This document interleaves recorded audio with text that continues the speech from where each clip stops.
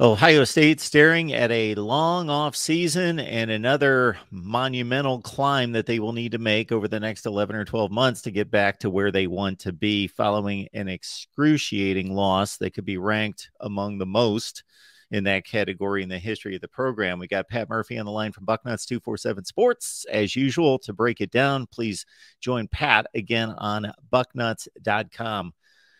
Pat, you made it back from Atlanta, and so did the Buckeyes. So the sun does come up the next day, but man, that was a tough one. Absolutely. I mean, as good as I think that game was in the moment, and obviously both teams had positive moments and negative moments, and I'm sure neutral fans enjoyed watching game with over 80 points being scored and whatnot. Man, that's going to be a tough one for everyone involved with Ohio State to stomach for a little while. It sort of reminds me of the Clemson game in 2019 when you had the chance to win it late in obviously that was you weren't kicking a field goal, you were trying to throw a touchdown and there was a miscue there, but it just had that feeling. It was two elite teams. I mean, I don't think there's any doubt about that. I was asked earlier about what I thought on the national championship game, and while I wasn't going to rule TCU out with the way that they've been able to stay in games and find ways to win, I think that like in 2014 when Ohio State and Alabama played, you thought the winner of that game was going to win the national championship. And that's kind of where I'm at. And look, Ohio State came, I don't want to say just short because that field goal was pretty wide, but you're a 1-point game with the defending national champions who have been the number one team in the country all year. There's no moral victories with this program. Fans aren't going to appreciate the fact that Ohio State almost beat Georgia. But I do think, if this had been a blowout or if Ohio State had even lost by a touchdown or 10 points, something like that, I think there's more questions than there already are about this program. I think right now you feel once you kind of are able to get past the pain of it, you feel like, okay, there's some good things to build on here, even though there are a number of questions that have to be answered this offseason. So as good of a loss as you could have had at that level, but ultimately Ohio State's goals were beat Michigan, win the Big Ten, make the college football playoff, win a national championship. They did one of those and, came up way short on beating Michigan and getting to the Big Ten championship game. And then one game, obviously short of at least trying to play for a national championship. And that's the standard at Ohio State. And the Buckeyes will have to live with that this offseason.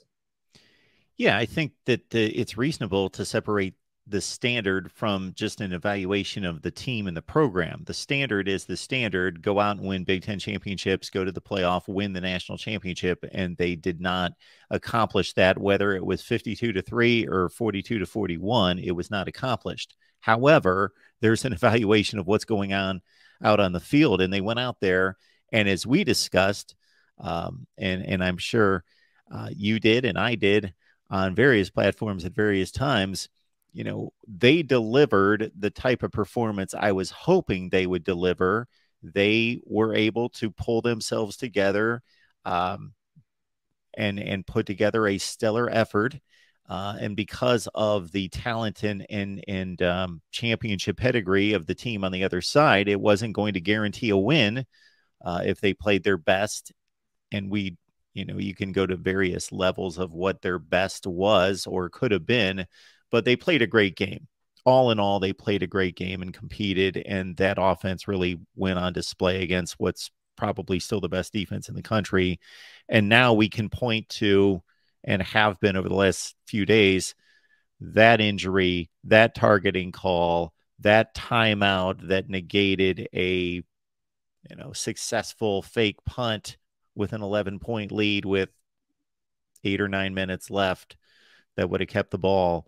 All sorts of things that went on that just one of those things turning probably would have been enough.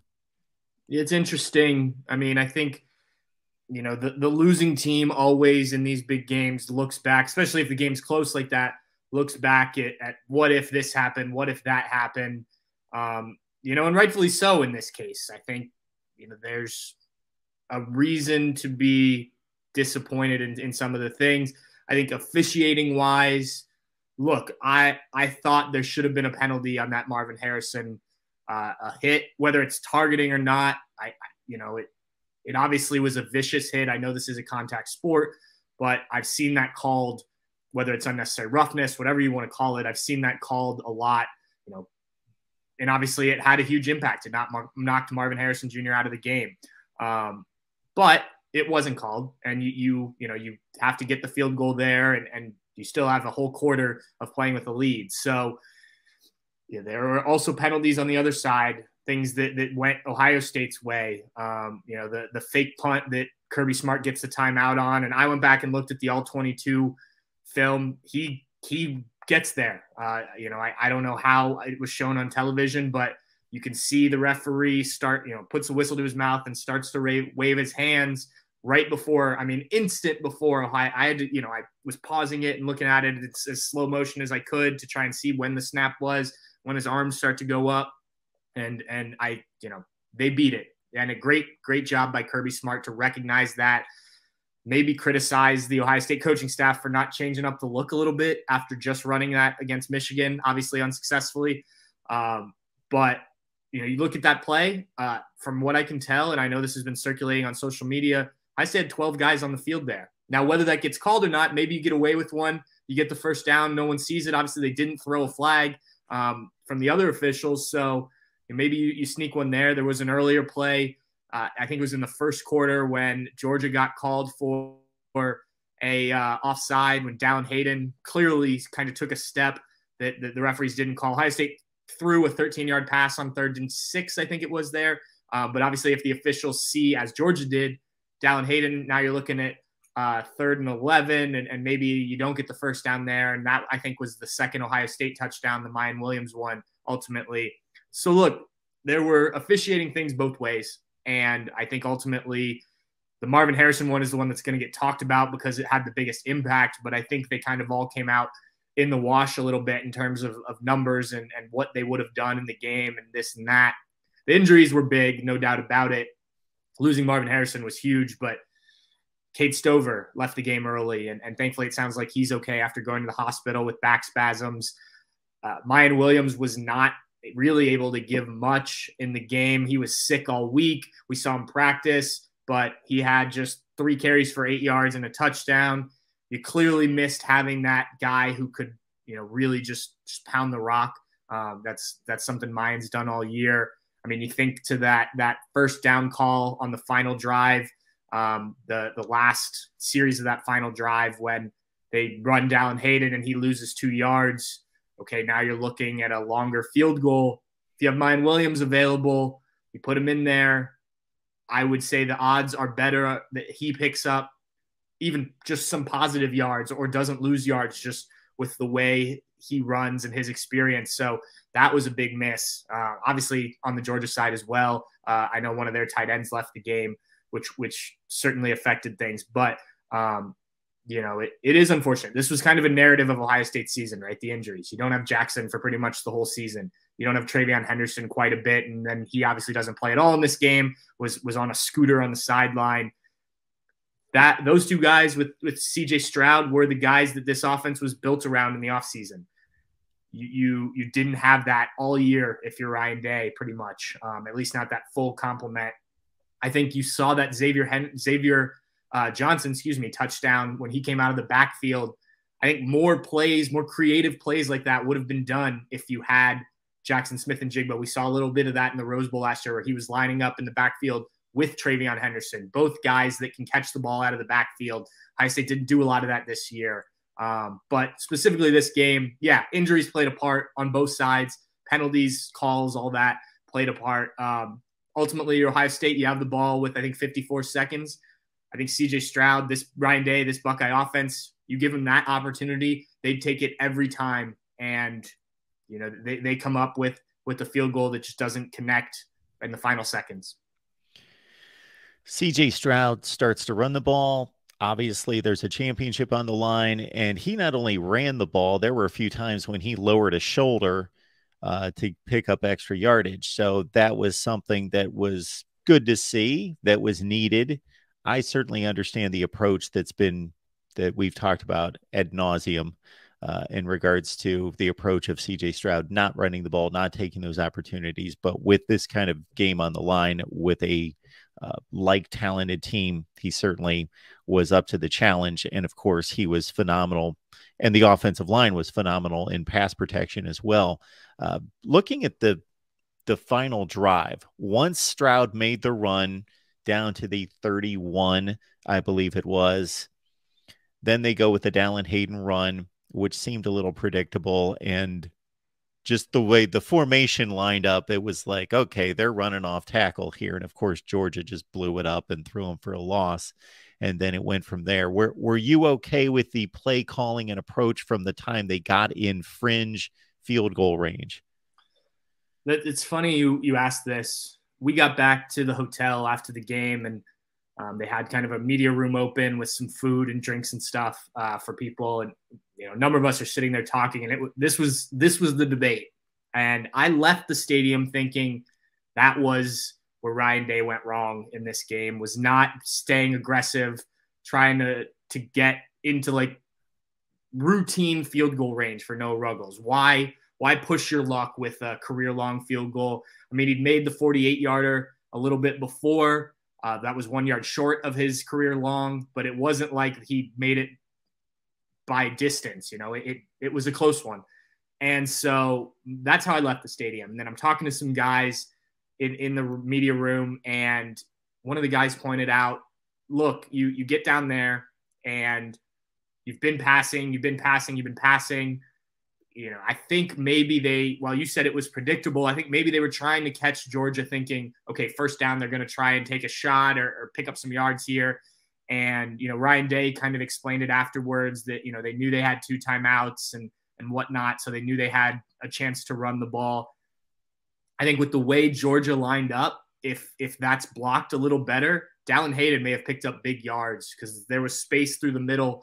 I don't know how the play was necessarily called, but there was a route there for probably 10, 15 yards if that works. And if it does work, we're talking about, wow, that was a great call by Ryan Day and what a run by Dallin Hayden. And, then CJ Stroud can probably, maybe they try for a little bit more yards and then you take a knee, you call a timeout, you kick the field goal, and the Buckeyes are headed to the national championship game. I think they still had confidence in Noah Ruggles too. I think, again, you want to make it as easy as possible on the guy, but this is a veteran kicker who for the last 2 years has been really good for Ohio State. Obviously a different situation, different field goal, but he won the Rose Bowl in the end for them last year, kicking that game winner. I think looking at it, the distance, he had it. But I think when you're trying to kick a career long, I'm not a field goal kicker, but I did play soccer growing up, and when you're trying to hit something longer, the accuracy maybe isn't as good. So, I think we can question this, but I think there's arguments both ways. I know both of these questions I've kind of been wishy-washy here, but, I think it's tough to kind of retroactively say, yeah, that was the wrong choice because we know what happened. Absolutely. Yeah. I in the moment though, I agree. I think I expected them to just continue to, I thought they might try and score the touchdown. Like, why not? If you have the time, and they were moving the ball, no doubt about it. And credit CJ for that long run. Maybe even, and again, this is just speculation. What about, I don't know, even if they have it in the playbook this year, but like a quarterback draw, would Georgia have seen that coming? Even though CJ had run quite a bit. I don't think Ohio State called a quarterback draw all season. I don't know if CJ Stroud's ever run one.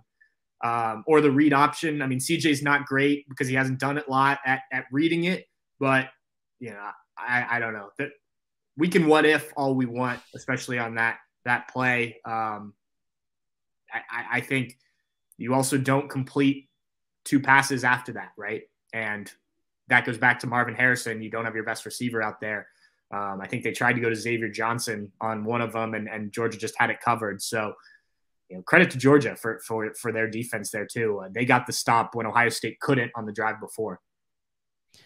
So those are the near misses by an offense that was spectacular most of the night. Yeah. Now the other side is obviously Jim Knowles has got about the biggest target on him of anybody in college football right now. And I don't remember the exact stats, but they were in the 650-yard range, Georgia. in total yards. 648 comes to mind. So obviously, Lathan Ransom falls down, loses track of the wide receiver, and that's just one play following the would-be fake punt that would have been successful. And again, the overall defensive performance, there were some gash runs that obviously hurt, and big pass plays downfield. Again, it was more that if you took 80 to 90% of the plays, you would say Ohio State was probably, their defense was relatively successful, but it was the big plays that hurt. It's been the story of these last two games, and Jim Knowles has said all season, 5 big plays or fewer, you can win games. I think that was true in most of the Big Ten. I think that was exactly 5 plays is what hurt them against Michigan. Now, the offense wasn't at its best in that game, where it was in this game. Obviously, significantly more. I think 10 plays of 20, 25 yards or more. Look, some of that is Georgia's offense, and Ohio State obviously made a very good Georgia defense look bad as well with some of their plays. But you've got to get enough stops, and Ohio State wasn't able to do that. And it's the crucial stops. And I think we talked throughout the offseason, this defense doesn't need to be number 1 in the country for Ohio State to win a national championship. It just needs to be good enough to get the ball back to C.J. Stroud and the offense. And this was the epitome of that. Look, in the third quarter, they came out and they helped Ohio State get a lead, 14-point lead, I think is what it was, by getting stops. They were stuffing the run. I think Georgia ended the third quarter with just 37 yards, and 17 of that came on the last play of the third quarter, a pass play. I mean, the third quarter was as good of defense as Ohio State has played all year, but then you just weren't able to close it out in the fourth. And yeah, Lathan Ransom slips. That's not a scheme issue other than he doesn't have help over the top, but it is a thing where he kind of got turned around with the receiver and I think slipped because of that. So, technique and coaching goes a little bit into that. But that last drive, I mean, I know it's tough to stop a team and hurry up. Jim Knowles was asked about being in man defense after the game, and he said, look, we've won in man before. And, if you lose in man on a situation like that, of course, everyone's going to question why you were in man defense, right? If they were in zone and they'd been beaten, it would have been the same thing. He doesn't want to play a bend but don't break defense. That he wants to be aggressive. They weren't as aggressive in this game. There were significantly fewer blitzes, and the idea was to try and help limit those big plays. So I think some credit needs to go to Georgia. Look, they had players make plays. Stetson Bennett, that's a story that I don't understand with just how good the kid has become. I thought coming into this year that could be the issue. Obviously, he helped him win the national championship last year, but now that everybody has film on him and whatnot, I thought maybe that may be their downfall. It wasn't, and he was great once again. The kid's proven he's a legit quarterback, and you've got to do stuff. You got to get pressure on him. They didn't do that enough, especially in the fourth quarter. There will certainly be some evaluation needed of this Ohio State defense this offseason. And I know the immediate fan reaction is fire this guy, fire that guy. I don't think that's going to be the solution. The staff mostly is in its first year at Ohio State. They did pretty well. There needs to be improvement, though. The secondary has to be better. The defensive line has to get more pressure. This has been an issue for a few years now with Larry Johnson. I don't think they're going to just fire coaches left and right, but there does have to be some looking in the mirror, some examination of why in the 2 biggest games of the year they weren't able to play defense at the level that they expect to. This is surface analysis I'm about to throw out there because I made the same comment when Jim Knowles was hired, that everyone looked at Oklahoma State's top 5 ranked defense and said, that's what we need here. There we go. There's the guy. But if you looked at his career rankings or the trajectory of the defense from the time he was hired at Oklahoma State, they actually regressed before they progressed and got better. Now, there's a lot of factors involved there, recruiting and personnel and players and all sorts of different things and opponents that play into that. So that doesn't necessarily mean that he didn't do the job from day one. But that was just a cautionary tale to say this isn't just this guy produced a top 5 defense at Oklahoma State. Therefore, he's going to do this with better players and more talented players at Ohio State. I don't know what that means and how good the guy ultimately is going to be in regards to what he can accomplish here. Yeah, I mean, I think, look, there's plenty of good about what Jim Knowles wants to do. The aggression defensively works a lot of the time. I think the defensive line has to be better because if you can get pressure, and they have too much talent for it to not be better. If you can get pressure that way and you don't have to blitz, then you don't have to be as aggressive. You can bring the blitz more selectively. And I think he's good at picking times. Sometimes you're going to get burned on that. But I think more often than not, especially with the offense that Ohio State should continue to have, that type of defense will be okay. I do think, another year will help. But there certainly are some questions with the way you want to play defense. No defense is perfect. But look, I mean, they're trying to adapt. I think offenses have adapted. You're not always seeing the spread anymore. I mean, you just saw Penn State in the Rose Bowl line up in the T formation and things like that. You have to be ready for that, especially in the Big Ten. And I think that was an adjustment for him. Georgia had a lot of different looks. It wasn't like, Georgia's one style of offense. They can line up under center. They can line up in heavy sets, but they can also spread you out. Jim Knowles has to, this isn't Oklahoma State anymore, and Jim Knowles has to evaluate this whole year. I also think you have to look at the secondary coaches. 2 new secondary coaches this year in Tim Walton and Perry Eliano. I think we've heard good things about them, but how good were Ohio State cornerbacks this year? There was a lot of injuries. Cameron Brown was out. Denzel Burke was out at times. Jordan Hancock missed a lot of the year. So, maybe it's having to do with that and not having time to work with these guys.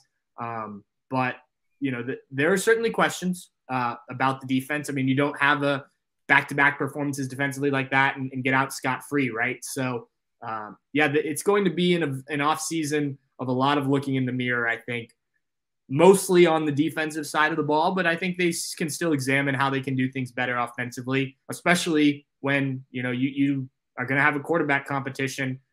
While you assume Devin Brown or Kyle McCord is going to be the next great Ohio State quarterback, because that's what Ryan Day's done, I don't think you can just expect that necessarily. I saw something earlier. The last 3 Ohio State quarterbacks have all set Big Ten quarterback rating records. Is that going to, eventually that doesn't continue, right? Eventually you have a quarterback that's just not quite as good. And you've seen with a program like Clemson, when you get the quarterback wrong, things can go downhill very fast. So if you're Ohio State, I think you need to figure out, okay, how do we get this run game consistent? Because at points it was really good this year. Injuries obviously played a part, but you need to have a plan with the rushing attack. If there are injuries, it needs to sustain. It needs to be able to run in a game like this better. I think the longest run Ohio State had was 17 yards by Dallin Hayden, and that didn't come till into the third quarter. I know the Buckeyes didn't plan to run the ball. They knew they could attack Georgia through the air. Georgia's run defense is very good, but what was their total rushing yards here? Ohio State ended with 119, and a lot of that came from C.J. Stroud late. Dallin Hayden was the leading rusher with 43 yards. I think you need more from that going forward. Again, especially if your quarterback isn't as elite as C.J. Stroud was in this game. Got Pat Murphy on the line. Bucknuts.com 247 Sports. Join him for the aftermath of this game and looking forward to Ohio State football. And of course, we're in the midst of basketball season as well. Are all the NFL draft selection opportunities pretty clear cut? We're about 2 weeks away from that. Or are there a few guys that maybe that we're waiting on that we don't have an expected decision on? I think for the most part, you can kind of assume what guys are going to do. I think it's, C.J. Stroud, he's gone, right? Yep. Guys in the locker room were talking about, what a great honor it was to play with him and stuff like that. But there are certainly guys that are going to have decisions to make. Cade Stover, tight end, he can return. Luke Whippler, center, he can return.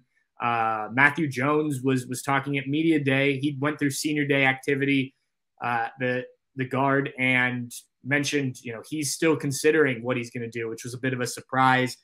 Tommy Eichenberg said he hasn't made his mind up yet. I think you can assume both DeJuan Jones, Paris Johnson put out a thing in the Players Tribune, which sounds like he's gone.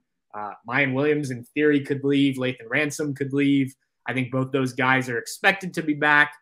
Steele Chambers, I believe, said even before the game that he's planning on coming back. So, yeah, mixed bag there of decisions to be made. And that could change some things. If Luke Whippler leaves, you're now looking at replacing your center along with what will likely be both tackles. That's going to it's going to be a tough task to do that anyway. So if you lose your center, that's a big one. Tommy Eichenberg had a great year.